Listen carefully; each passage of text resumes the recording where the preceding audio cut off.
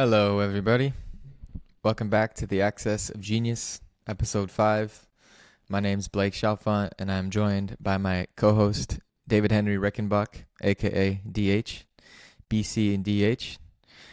And so today we have a bit of a special episode in that we are going to be exploring some fun topics.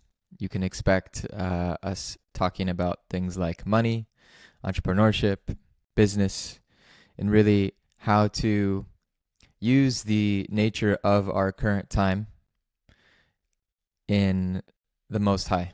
So, how to flourish in 2025 as people who need money, and much, much, much more.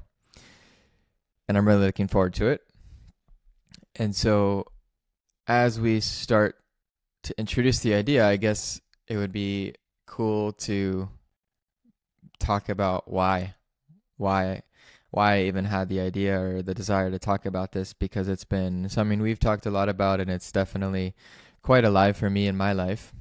And so for me, I'd say it's a twofold. On the one hand, this topic is very close to my heart because of how much resistance I've had to it.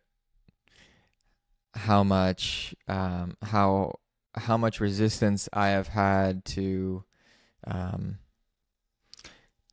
selling things that I believe in and asking for money and all the sort of stickiness around that. And when I had my quote unquote awakening, went really deep into spirituality and conscious communities and things like this, and I definitely threw the baby out with the bathwater a bit of money, and I don't think I was so explicitly aware of it in my inner world, but that there was definitely a lot of money stuff that happened. And okay, I'm just going to learn how to live a purposeful, meaningful life. And that's taken me so far and wide.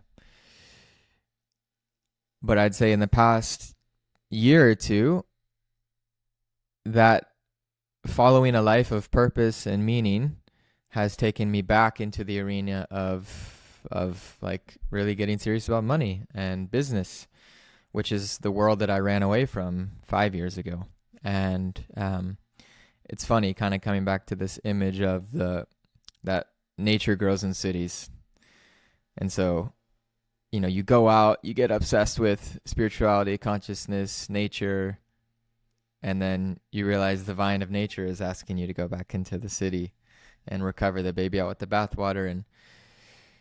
And so, yeah, life has been asking me to get my business chops back in order, and it's been such a potent mirror for me to realize how much resistance I have to it, and how much work there has been for me to actually be able to relate to business, to money, to capitalism in a way that feels good in my body. And so this takes me into the second part, I think, of the why, which is that 2025 is such a different playing field than, even 20 years ago, largely because of the internet and like literally the paradigm shift that we are still arriving into, that we have not arrived at yet. And so we kind of opened this conversation last time, but we're in a different world, and there's different opportunities, and there's different skills required. And I think there's a doomsday feeling towards that by many. And I feel like what we're here to explore is really the immense potential that also is there, and finding ways of relating to the new playing field in really beautiful, generative, life-giving ways. And so personally for me, that the conversation around that related to money, business, the opportunities that we have now in this new playing field of what does it look like to be in Ghazi's terms, dharmically infused businesses, and really to crush it, make money doing things that also are being of benefit and that you love. And I see a lot of people who are stuck in the same ways that I've been stuck and I'm getting unstuck in. A lot of really talented people who have a lot to give, who care a lot, who are really caught with this in the realm of business, capitalism, entrepreneurship, and don't really know how to relate to it. Because I think the main narratives that are out there are capitalism's bad, or, just the investment makers who aren't having this conversation at all. They're just like all in on, exponential wealth. And so where is this other conversation happening? And I don't think it is happening as much as it needs to be. And so I feel like part of why we're here is to give a voice to that and to open that can of worms.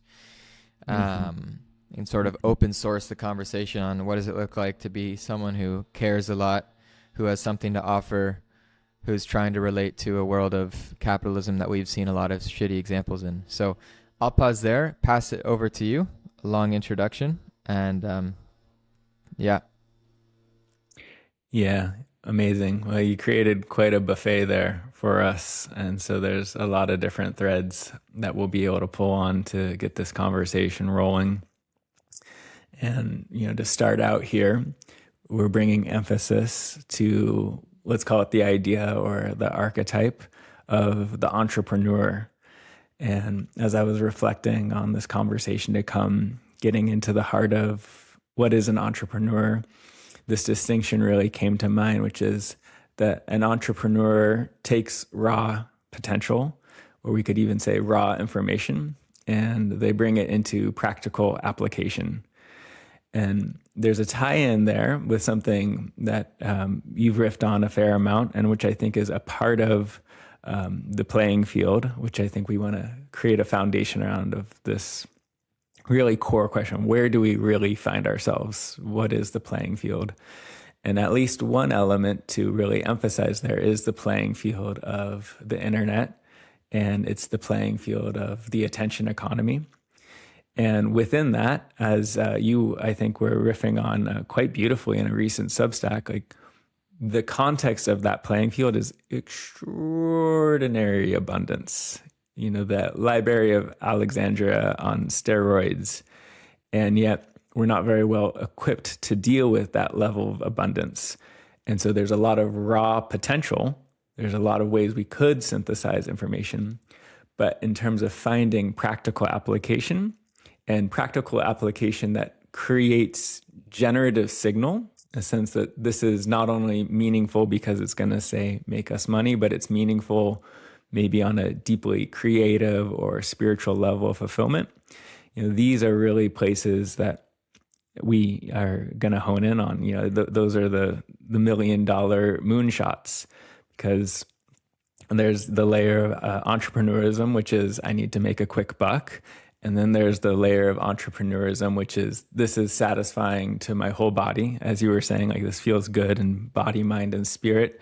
And another key distinction we'll get into as we go along is that it's not reflective of the old world, which maybe had more to do with exploitation and taking, in the sense of trying to, get yours while the getting is good, and, who cares about the future, or who cares about other people, to moving into a service-oriented or a generative-oriented ecology of my conduct, my ethics, my sense of moral well-being is totally infused into how I make money. And there's not an acceptable compromise for, say, the earth, for the community. There's no cut or run mentality. There's much more of a, we're all in this together. And if the entrepreneurial solution isn't genuinely a solution, then, check yourself, kind of thing. So I guess in a way I've taken your buffet and I've just added a whole bunch of other items to it. And it's so good. Yeah. There's a lot of yummy stuff on this table.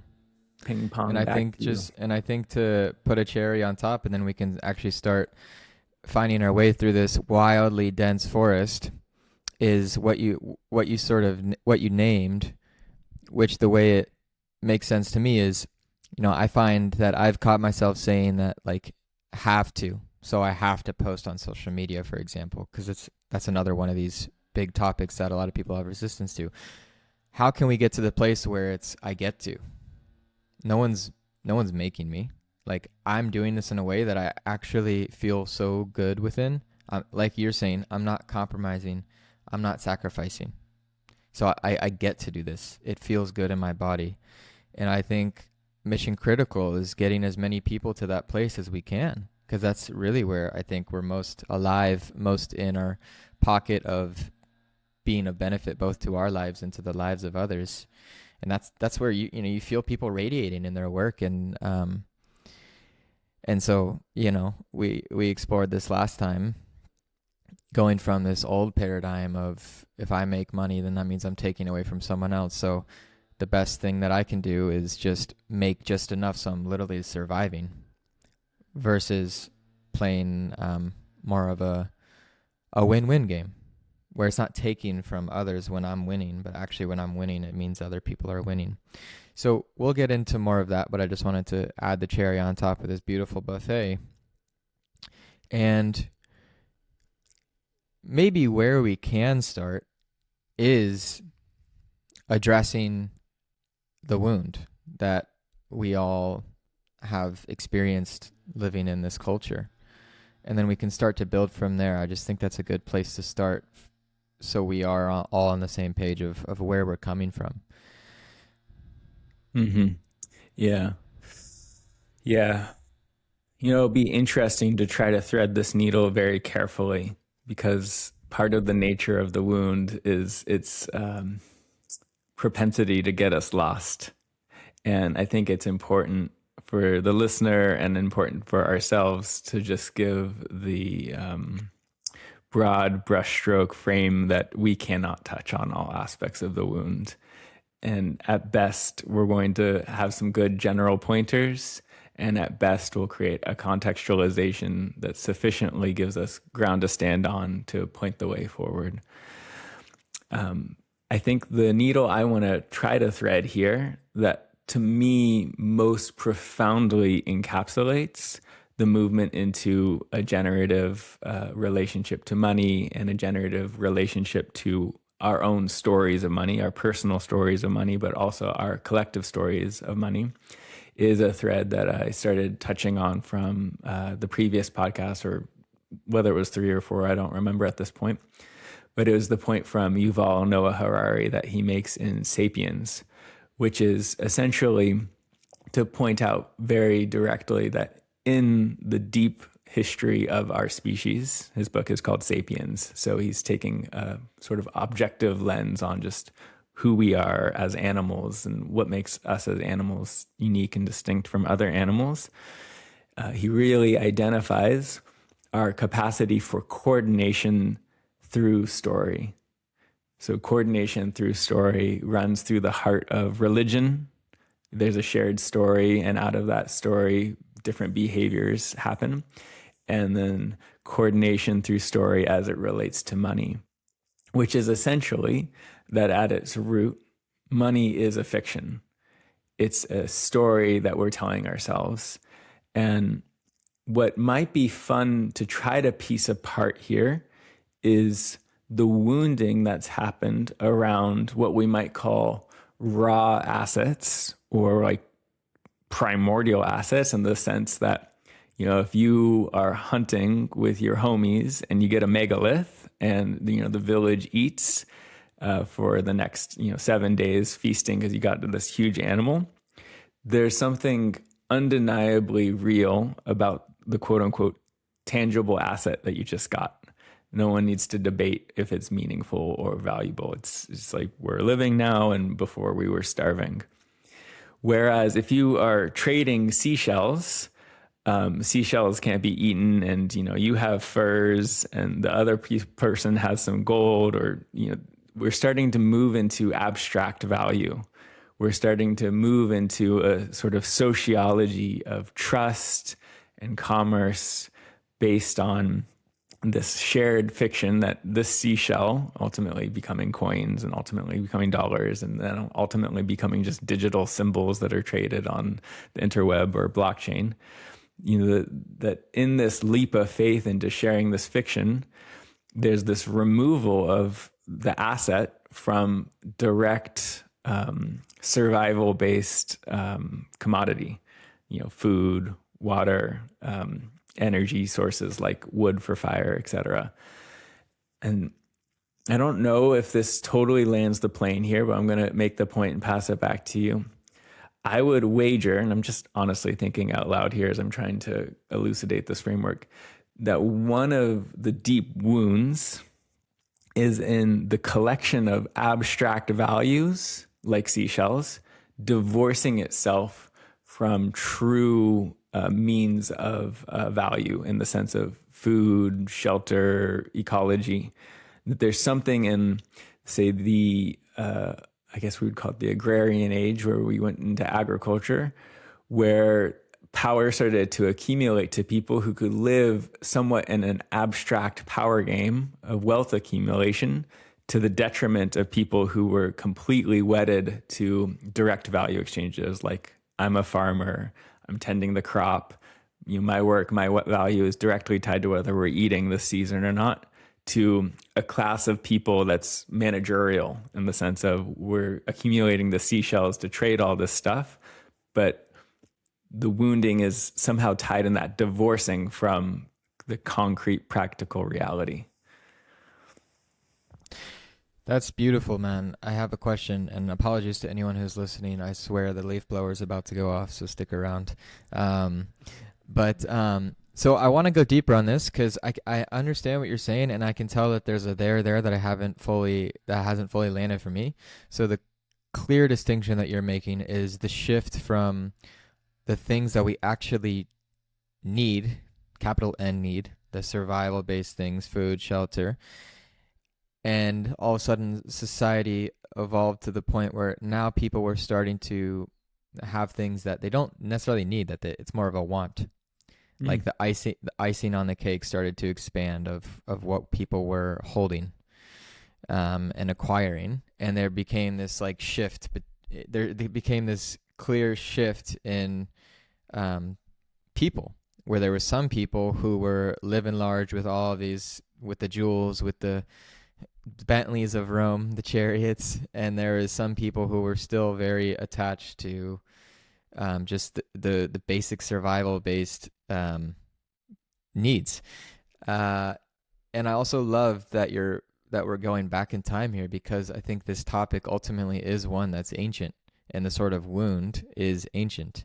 So I love this. So maybe you can expand on what I said, clarify something, and yeah, beautiful. I love your distinction that you just made between need, capital N need, and want, because therein lies the whole human drama. Like, in our deep history, we were, let's call it 100% dependent on capital N need. And the truth of this particular moment is we're still 100% dependent on capital N need. And, we live in the Western moment like a thin veneer. There's a thin veil between our completely grandiose lives, where we're sitting here completely digitified, completely electrified, completely dependent on all these complex systems, executing our wants and our true needs. But I think if we really go back in time, turn back the dial of the clock, this would be a very useful broad brushstroke generalization. It's a beautiful, simple distinction, actually, between the capital N needs that were keeping us alive, and then enough wealth accumulation, enough abundance that some people got to start executing on their wants. And in that, there's the whole karma or the whole drama of those who were virtuous, who served for the benefit of others, and those whose desires ran us into ditches, or ran us into wars, or ran us into all sorts of the trials and tribulations that are part of the great drama of humans. Right. Yeah, there weren't many examples of people acquiring the wands back then with all their jewels, who were like in a cycle of giving back to the people and uplifting everyone with their wealth. It was, a me sort of thing. Mm-hmm. Which in a way is where that's one way of the story of like people who have a lot of wealth or evil come from, and it makes a lot of sense that was like grounded in, you know, evidence in reality. Hmm. Yeah. Yeah, I think this is a useful fractal that we could run from the past to the present. Because in this particular podcast, we're not going to be able to fine tune all the nuances that make up, say, the complex systems of agriculture into the revolution, all the different epochs of time, and all the different facets which make up those human Right. systems. But we can definitely appreciate that one of the fundamentals of the game is still very much at play, which is we have basic need and we have capital N need. And then there's people playing out their Yeah. wants with Yeah. what we have, the resources that are at play, given the generative ecology or the generative economy. Right. Okay, cool. Yeah, so let's not get lost in the weeds then. Um, but I feel like what you started with and what we talked about last time, the nature of money, is a really important piece. And Yeah. I think one way to look at it is that money is a symbol for value. Mm-hmm. Mm-hmm. It's a symbol. And so as we're building the scaffolding of the arena, it's like, and of the game, it's almost like money is the football. Money is the football and capitalism is the field. Mm. Yeah. Maybe. Yeah, yeah, there's different ways to skin that cat, so to speak. I think one of the ties in is that, we're looking at sort of the global macro of how do we find ourselves here and what's been the civilizational or human, game of money. And then one of the profound ties in, which I think really brings it home for us personally and anyone who's listening, is that we can easily see that if we can appreciate that money is a fiction in a global sense, money is also a fiction in a personal sense. And this is where our own role modeling or our own, let's call it a money story, comes into play, which is what are our deeply internalized beliefs about money? And in preparing for this podcast, I was getting to review the classic. I don't know if it's a classic. Actually, I'm just saying that it's a relatively new book, "The Psychology of Money." I'm holding it up for anyone who's just listening. Morgan And Housel. Morgan Housel, and he essentially makes the point in just the first few pages. It's really kind of his opening thesis, is that there's just dramatically different worldviews when it comes to money. One person growing up in the Great Depression and the thick of it, completely feels money to be a scarce resource and has a whole impression of the meaning of making money, the meaning of saving money. And then he contrasts that with, I think it was JFK, who grew up in extreme affluence. And he didn't even really have a family story being able to relate to the Depression. It was just sort of this thing that he kind of knew was happening, but his family had plenty of money during that time. And he uses that as just one simple image to paint how people come into dramatically different relationships to money based on circumstance and perhaps we would call it chance or luck. So that's one potential lead. Maybe you've got other things churning in your mind, but of sort of link between the global money story and the personal money story and the inner game of beliefs and stuff. But maybe we Yeah. want to take it in a different direction. I think something important to name that we'll probably return to as we're talking about what is a potential new paradigm for how we're relating to money and business and capitalism and all of this, is that value is a prerequisite. So if we're talking about entrepreneurs selling something, like your product having value is a prerequisite. That's like the first kind of box to check. And we can talk about how do you even know that and whatnot. But I think that's also where some of like the wounding and maybe the baby has gotten thrown out with the bathwater in terms of capitalism is that we've seen a lot of examples of people losing touch with a sense of value, of not caring so much about the value. And like all we care about is the paycheck or taking people's money. And we don't really care about the value or the value it's charging, it's providing. Mm. so if money is a symbol of value, then there's a certain level of responsibility and integrity that's required, I think, so that we are um, Mm-hmm. actually, providing the value and making sure that we're trading with a certain level of value, I guess. So I just Yeah. wanted to name that. Yeah. No, I think you're getting into something that does actually lead us into some pretty deep waters, because on one level, we could say that we can be complicit with systems of oppression in the sense of, we can exchange value but not be connected to what that really means and just be happy to, say, get our paycheck. Or we can become entrepreneurs and take a stand for value on many levels. In a sense, the paradigm that moves through the exchange of money.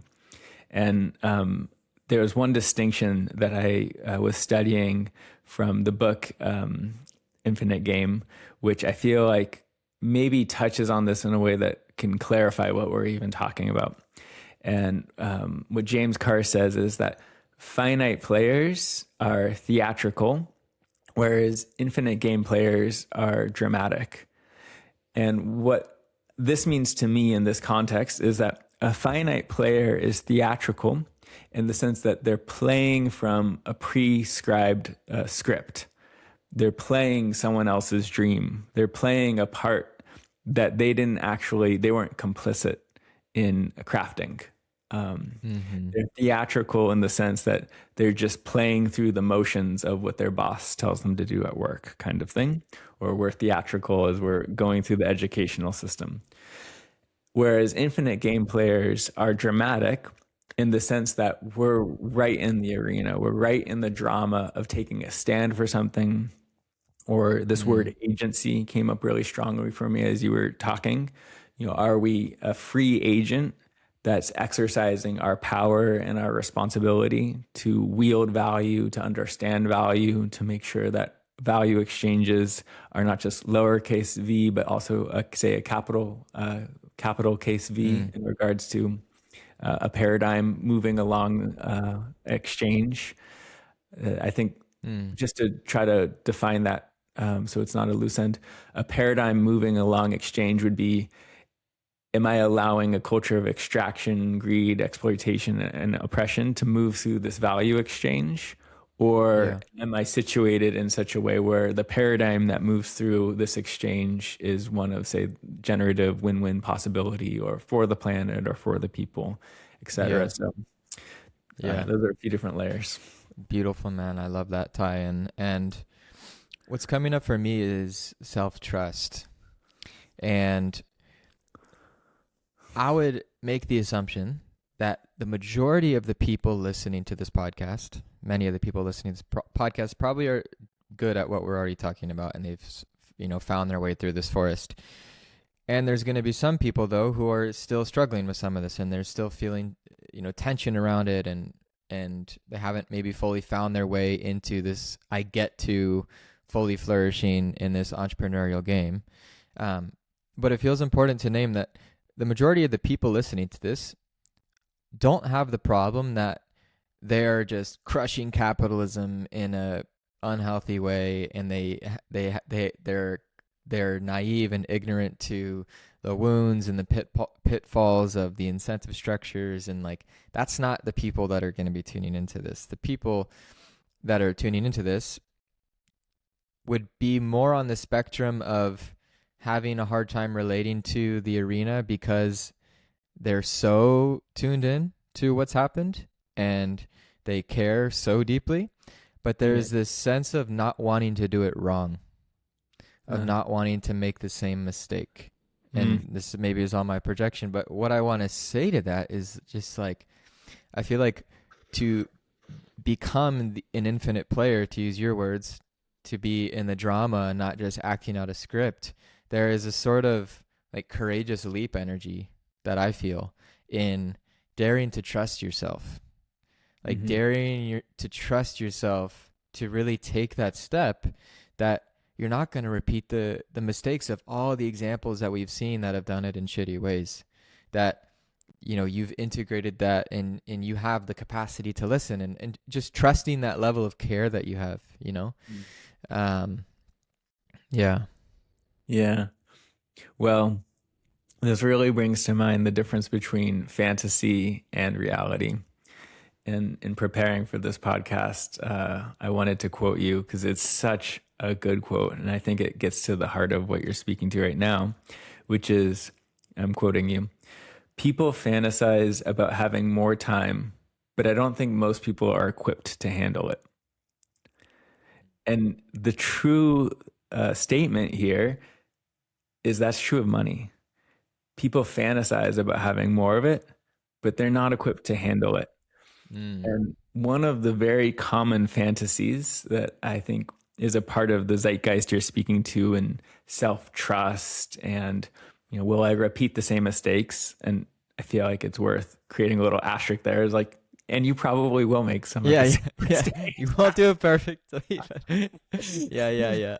That's not a good reason to, Right. not get That's into very it and, true. make a mess, because welcome to the Uh, club. Delaying your humanity is just delaying your humanity and accessing a different part of the human mess. Beautiful. Um, Mess in every direction, frankly. But more so to the point, money is a revealing of character. So if you have more money, you just are going to become more of who you already are, because it's a Mm. fuel for expression. It's a fuel of basically agency. And you can express more of who you are in this capitalistic society if you have money. And if you have less money, you essentially can express yourself in more limited or more constrained dimensions. Mm. And the tie-in that I want to try to make here around like self-trust and self-efficacy is that it's useful when someone is feeling like they want to up their game in the arena of life, to take the assumption that you have the exact amount of money that you can handle. And if you could handle more money, you would have more money. Mm. Wow. Yeah, I can tell that I wanna chew on that a bit more. So, can you maybe give an example of that in your own life of how you've seen that play out? Sure. Yeah. And then maybe like talk about the change in wealth when you do have these moments where your maybe capacity for holding wealth does change, and what is the, how do you track that in terms of maybe you have more space, but did you create that space? Like, yeah. 100%. So one of the overarching themes here that I wanted to thread the needle on in this conversation is the movement towards synchronizing our money story, so our deeply internalized beliefs about money and how that's shaped inside of us from our conditioning, but also what we've maybe been able to do as we self-author, and the synchronization of that money story with our level of skill. And level of skill is really about a learnable, repeatable technical ability that translates directly into some kind of value. Mm. So money story and synchronization of skill. So I just wanted to offer that as some framing, because in my own life, this has been so obvious at like every stage, really. But I can most distinctly thread the needle for where I am in my career now.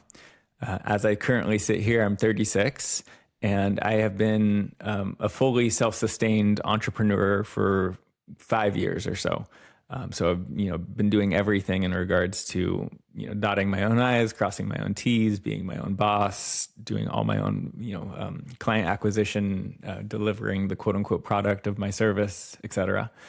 Which in the life of an entrepreneur is definitely still early stage. I think Right. if I'm lucky, I'm still in Q1 of a 4-quarter, hopefully masterpiece. We'll see.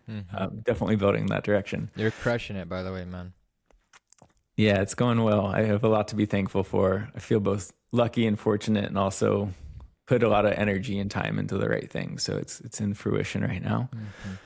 But to dial back the clock and to try to make the point that you were asking about, I'm 36 now. And when I was 25, 26, kind of actually close to your age, I knew I wanted to be doing what I'm doing now.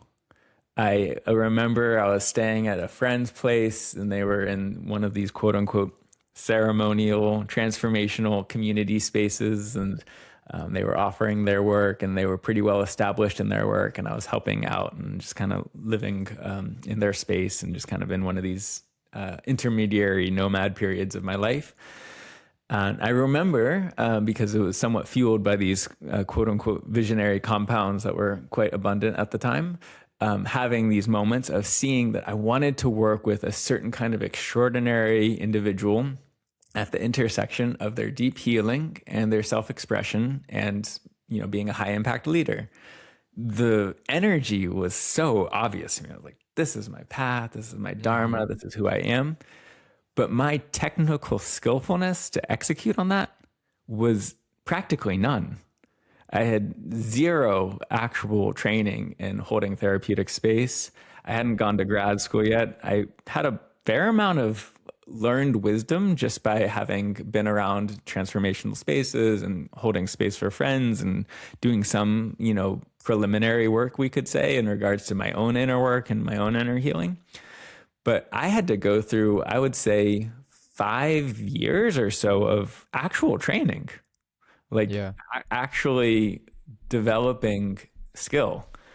And so let's say I was 26 at the time. My money story was pretty optimistic. My sense of that I could be abundant was pretty good, but my Yeah. skill level was completely asynchronous with my ambition. And it Yeah. took many, many years of real hard work, devotion, mentorship, making all sorts of mistakes, getting some triumphs, et cetera, to close Right. that gap. Where now I sit and I'm like very optimistic because my money story and my skill level are pretty synced up these days. Yeah. So I would offer that as like a pretty primary orienting model in regards to like what is our money story and then how does that sync up with our actual technical ability or skillfulness. Right.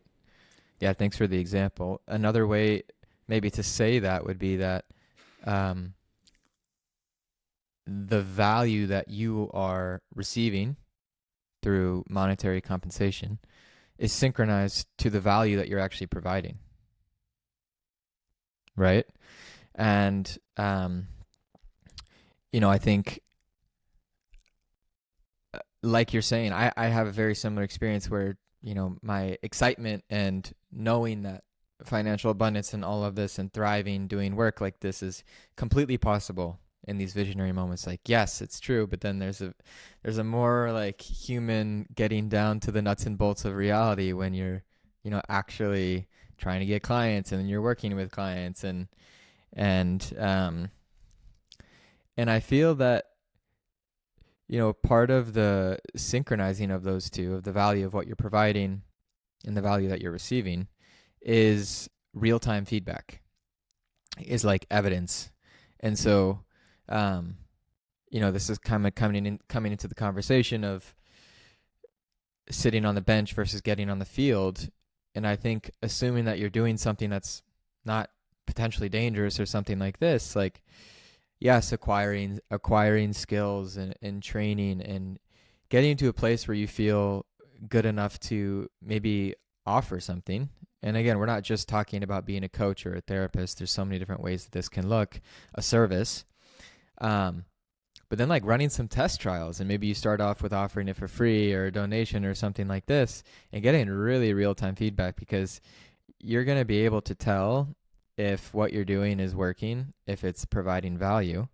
And again, if it's not, being able to eat a slice of humble pie and say, back to the drawing board, because this is the thing, is if the idea is there and if you feel connected to it, then it might just be a matter of iterations and refinement before you actually get something that works.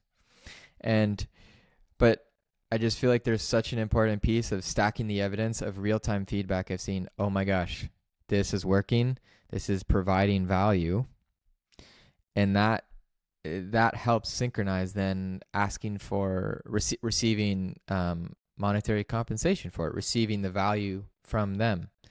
Yeah. Yeah.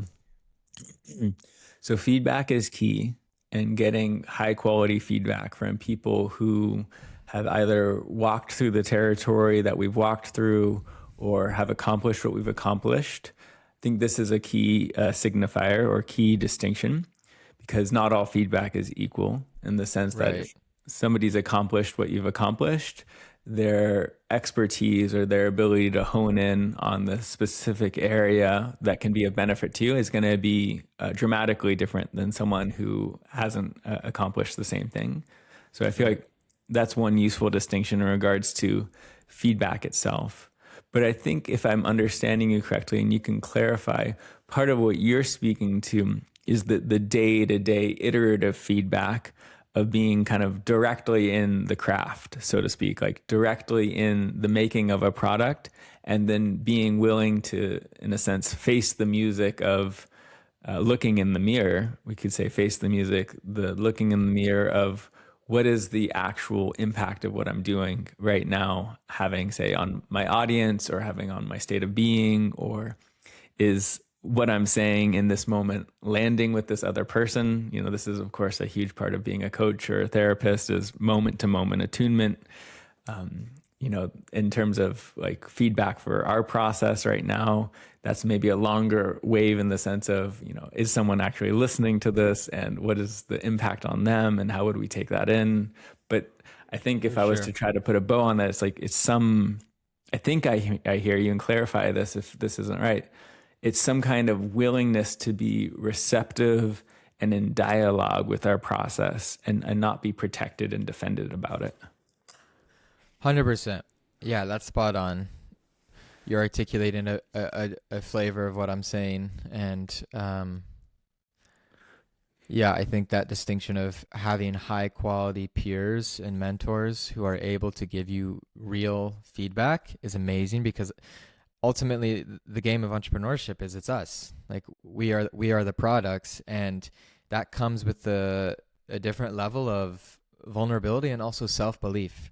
And so I would consider you one of these friends, mentors in my life who time and time again is able to reflect back to me like, you've got the goods.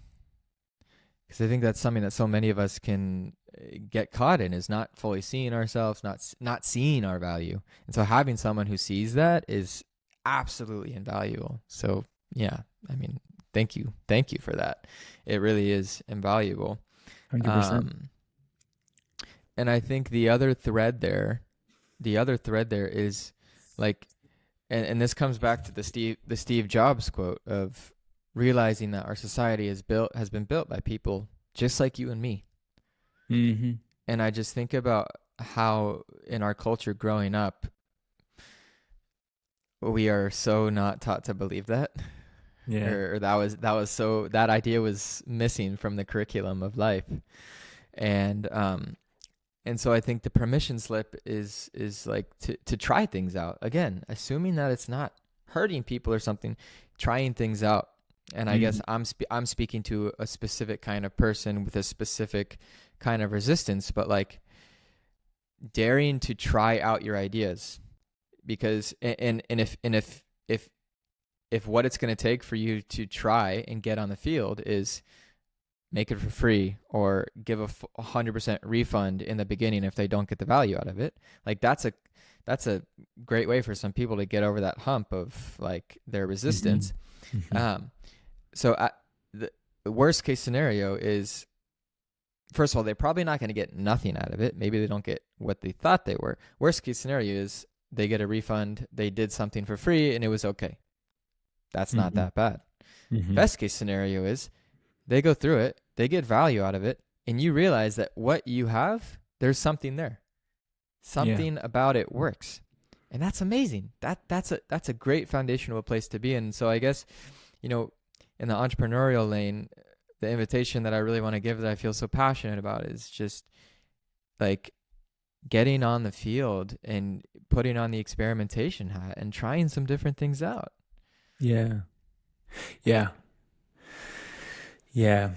Yeah. I think in this essence of entrepreneurship, we're talking about the willingness to be present to problems and add solutions. Yeah. And I was just reading a Hormozy piece before coming in. He's such an interesting entrepreneurial node in regards to a specific flavor of entrepreneurship. And he was talking about this concept of pulling teeth within sales calls.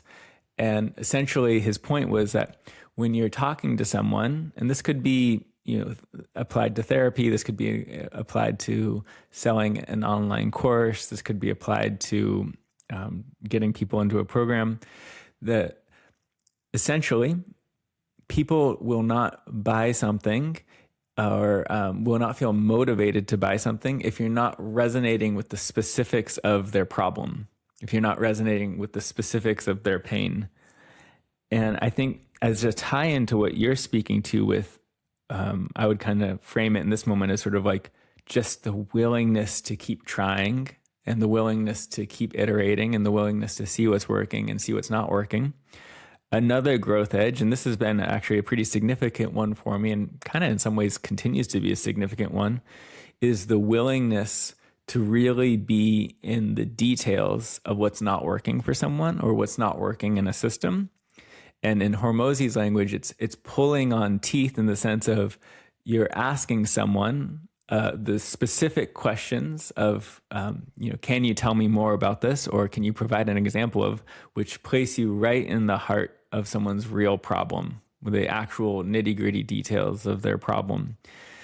And what I think I want to kind of riff on here from a sort of emotional level, as we're, exploring being entrepreneurs, is there can be a lot of internal resistance, emotional avoidance even, to actually wanting to be present to another person's problem or to actually be present to another system's problem and really look at those specific details that, if they're well named, if they're well articulated around, would lead to transaction, would lead to someone being like, oh, that is my problem. And are you really saying you have the solution to that? Which tends to, be a pretty powerful lubricant for transactions to happen, because on a deep level, we don't want to be in our problems. We want to be in our solutions. And we're all, in some sense, awaiting the people who can present us the perfect key to our locks. Why? What's the stickiness there when you say people have a hard time holding those conversations or going there? Yeah. Well, I think emotional avoidance runs deep. So there's one part of the human condition, which is not wanting to be present to pain or discomfort. Yeah. So I think that's the more general or global part of the human condition. And I think another piece of it is training. And this has to do with skillful means, and it has to do with mentorship again, because in a way, quality is the scarce resource. There's all sorts of great trainings and there's all sorts of great modalities, but actually learning the fine-tuned, detailed nuances of, ask the clarifying specific question here. Not everyone's getting that kind of precision, that access to detail, that access to quality. So I think some of it is a granular issue in regards to the people who are of the benefit of getting specific attention to hone in on skill. Either they want that or they're fortuitous to accept it if someone's offering it. And people who are kind of a bit just more in mediocrity. Right. Yeah. I also, and this tracks in my experience, I think that there is something very vulnerable and edgy for some people around claiming that you have the solution. Like being willing to fully stand in your self-belief that I have the solution to this problem. Like so clearly claiming that. And also really claiming that I can help you. Like this kind of touches, I think, on the wounding that a lot of that our culture has around hierarchy. To say that I can help you. People love to say we're all just teaching each other, I'm not, but to actually fully claim that in this domain, I have something you don't. And I want to help you and I can help you and I have a solution for your problems. I think there's a lot of edginess around that. That is, that is edgy. It's radical. There's a tremendous possibility for benefit, and there's a tremendous possibility of harm. Right. And it comes back to self-trust a bit as well. Because Mm. ultimately there's no United States of America certification that says, okay, now you can claim that you have the solution to this.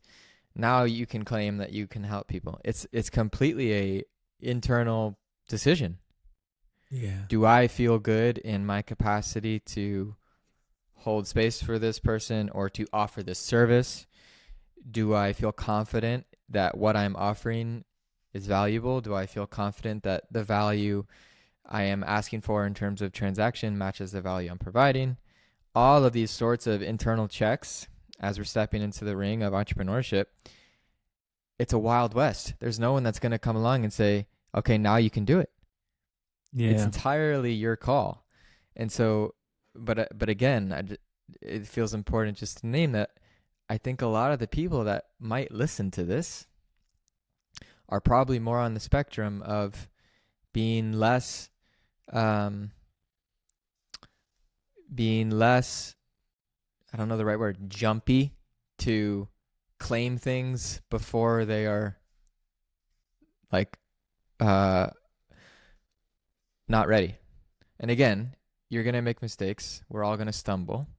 But I Hmm. just think there's something important to name for different groups of people that are you someone who is that tends to do things far before you're ready and Hmm. underprepared?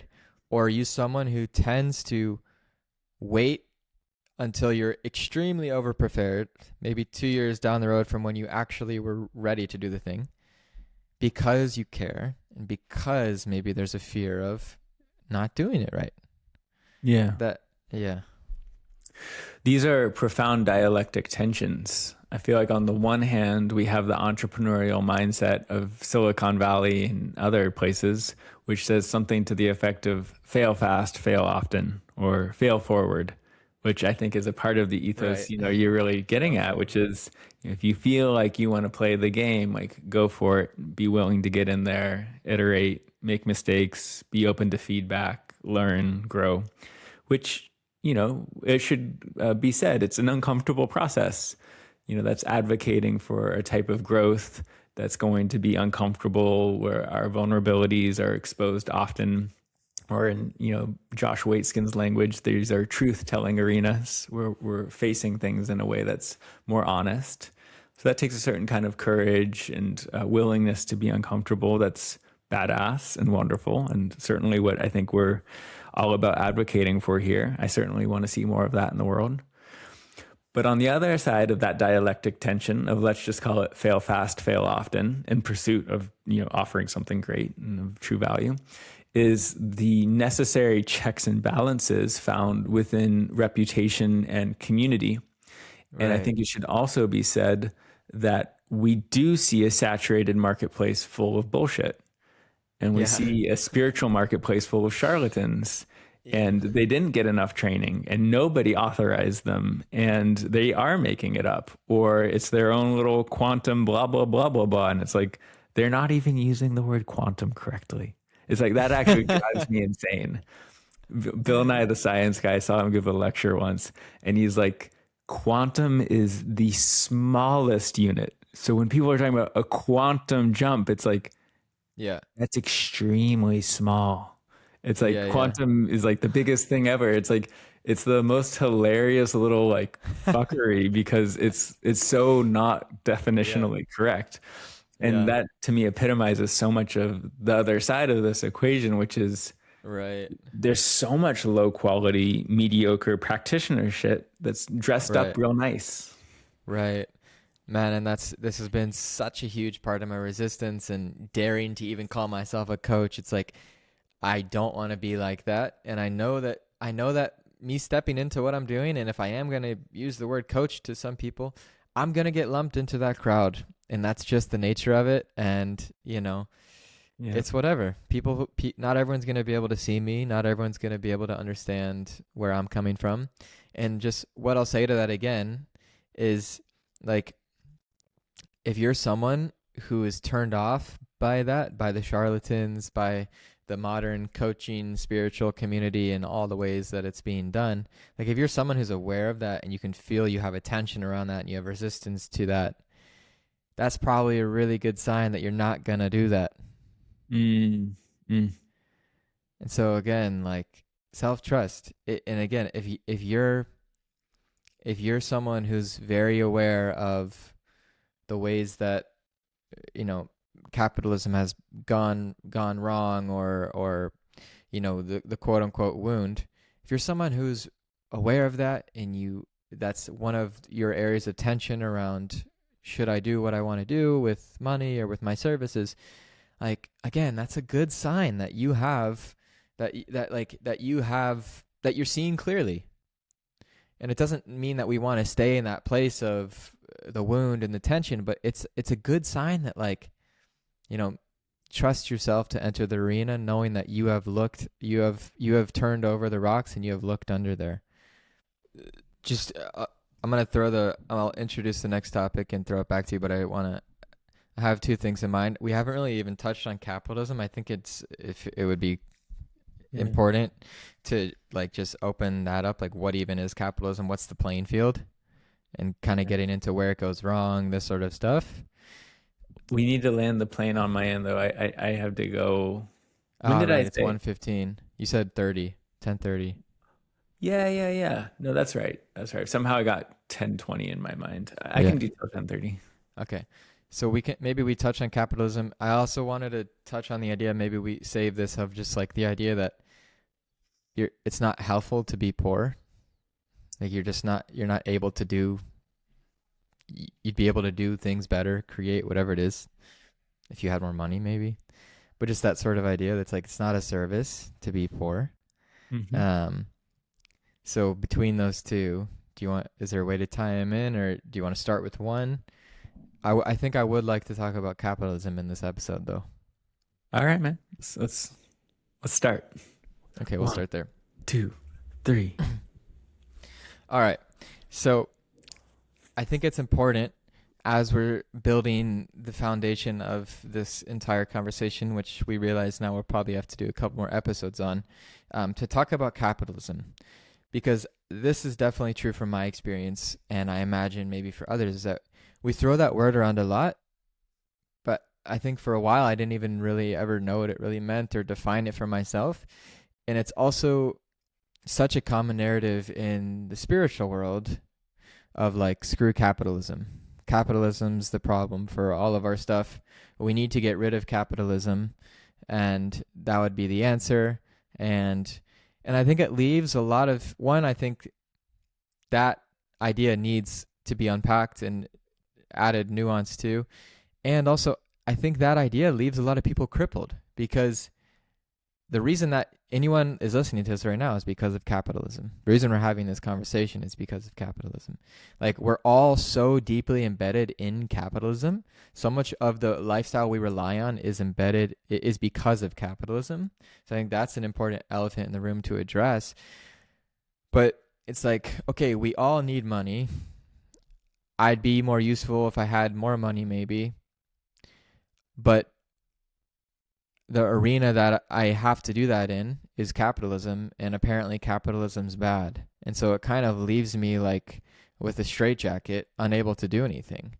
And so I think it's a really important idea to unpack. So maybe we can just kind of bottom up unpack capitalism, and I'll let you take us where you wish.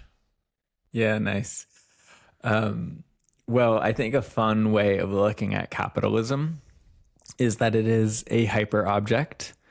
And a hyper object is by definition something that contains so many different factors that are playing into it that it makes it hard to really intellectually hold. It makes it hard to intellectually grasp. So whereas the object of a strawberry is very straightforward, it's a strawberry, it grows on the ground. The object of capitalism is a bit of a hyper object. It's a huge word that is often, as you're pointing to, thrust on us at a pretty early stage when we're totally intellectually unprepared for it.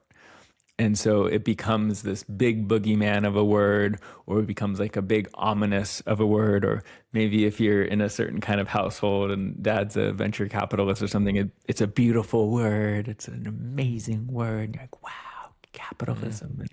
And, and so already just to kind of tie back in the psychology of money point from Morgan, Dr. Morgan, he's not a doctor, Morgan Housel, we're growing up on completely different playing fields. And maybe that's a part of the point to make with capitalism is we would like to believe that it is just one arena. And because so many people are coming from so many different perspectives, so many different belief systems, this is pluralism in a nutshell. Capitalism is not just one thing. Capitalism is a word that contains multitudes of meanings based on your upbringing and based on your sense of opportunity. So the incentive structure of someone who's at the top of the game in capitalism, let's just offhandedly refer to them as a billionaire. Billionaires are winning capitalism, we could say, versus someone who's poor and has never felt a sense of opportunity beyond just working at the local grocery store. Your sense of what capitalism means and what opportunities are available in capitalism are just dramatically, dramatically different. And part of where I want to try to land this, at least as it relates to our conversation, is that, and this is part of the old structure transitioning to the new structure, is that there's something about our time. There's something about the American dream, even. There's something about our time, the American dream, and capitalism, which is uniquely empowering to the individual. It's uniquely empowering to the entrepreneur to translate raw potential into real dreams. And this is an exciting thing because the amount of agency, the amount of freedom, the amount of opportunity to create things that are value aligned is extraordinary right now. And that's probably quite different than it was even 50 years ago. Mm-hmm. Where does capitalism go wrong? And why do people have a bad, why does capitalism have a bad rap? Yeah. I love how you're asking this as if I know. Well, okay, neither of us know everything on this topic, and you know something. Yeah. We've got some ideas about it for sure. Yeah. Yeah.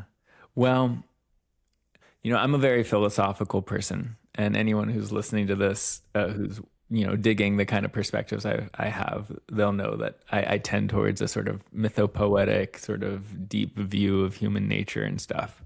And so, a businessman who's imbued in the world of capitalism would probably give a very different answer here. Right. And those answers are interesting. Where I'm inclined to take it in this particular moment, given a more philosophical or mythopoetic propensity, is that capitalism goes wrong and that it's bad at honoring multiple realities. It's bad at honoring multiple needs, in the sense that if a businessman wants to frack in an area of the ecology and is clear that more oil is good for the economy, that's directly at odds with the hippies or whomever. Hippies is such a derogatory word. The people who are like, please don't do that. Yeah. Actually, we'd prefer to keep the oil in the ground and we don't, and so then therein lies the tension. Right. And capitalism often goes wrong because the people with the money and the power and the resources to put that, get that oil out of the ground, generally have a lot more leverage than the people who are singing by the river saying, I'd prefer you didn't do that. Right. Yeah. Ghazi has beautiful names for these and that I'm not going to be able to think of, but like a couple great examples of the bad taste in capitalism, the bad taste in our mouth for capitalism are things like big tobacco, right? Like what happened with tobacco? It was clearly causing people cancer to die and whatnot. And it's just like completely looked the other way. And how big of a shit show that was. It's like, okay, trading money for basically the lives of people. And then, big pharma is another one. And so like those are some pretty huge examples that I think are what influences a lot of the bad taste in people's mouths. It's like these massive $1 trillion corporations that are clearly selecting for money over health. And again, this is coming back to the idea of the value system. So just to close the loop on that, like that's a perfect example of where the sense of shared value just gets completely lost, where literally people's lives and health are being traded because we want more money. And this is something that you've talked about, the shareholder assets. Mm-hmm. Yeah. And so maybe you can unpack that, because that for me at least, that was such an important distinction. Mm-hmm. Yeah. Well, for sure. And when we're looking at big tobacco or big pharma, oil, countless examples, we're really looking at human behavior as driven by incentives. And the classic phrase here is, if a certain truth depends, or fuck, I'm going to fuck it up. It's such a good one. It's like, if your job depends on you not knowing a certain truth, it's in your interest to be ignorant of that truth.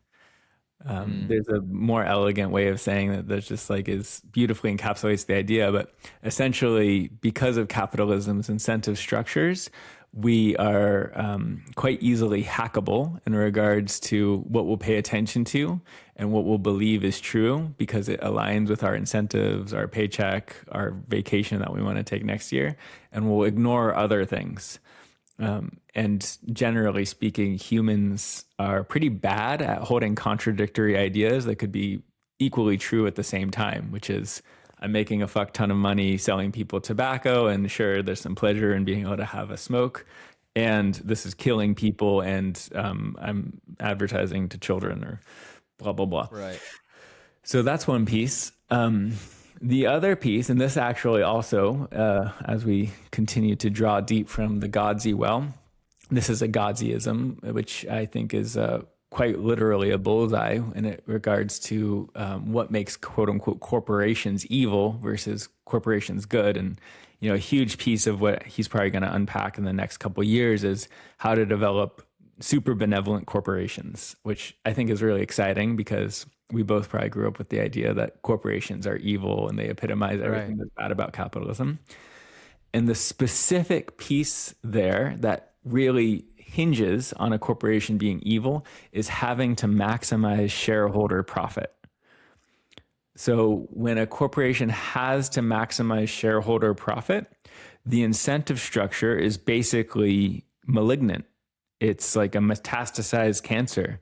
Mark Zuckerberg, I think actually his corporation might be different because of his ownership structure, so he might have more control. So we might want to get some fine-tuned, nuanced details here. I was going to throw Mark Zuckerberg under the bus, but that might be a little bit of a different case because of how his ownership structure works. Clickbait.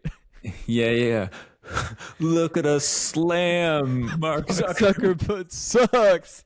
Look at him get slammed. He's a reptilian. He's a reptile, and the aliens got in his brain. But we'll pick another example. I don't have a specific one in this moment, but just to land the plane on this point, the point is that when a corporation has to maximize shareholder profit, they're incentivized to look the other way on externalities, harms, in a way that's quite frankly horrible. It's like it's the most unjust piece of the whole equation. Right. Yeah. Amazing. So I think this is a good place to sort of land the plane today. And for the listeners, I think we're definitely going to be running it back, part 2, part 3, to bring some hope into this and some more practical, I think, ways of navigating this dense forest. But I think to kind of close it, and this is something that you spoke to, and it's present with me right now, is the importance of being within cultures and environments of where you are seeing people wielding money, entrepreneurship, business in ways that inspire you. And I think objectively that exists for everyone. And it's just a matter of finding those people for you. And I can't express the immeasurable benefit for me to do that. And you're an example of this. Godsy's an example. And for example, I'm taking his mentally fit course here now. I spent $2,500 on that for 3 months. And it is profound to see how many people there are just getting so much value.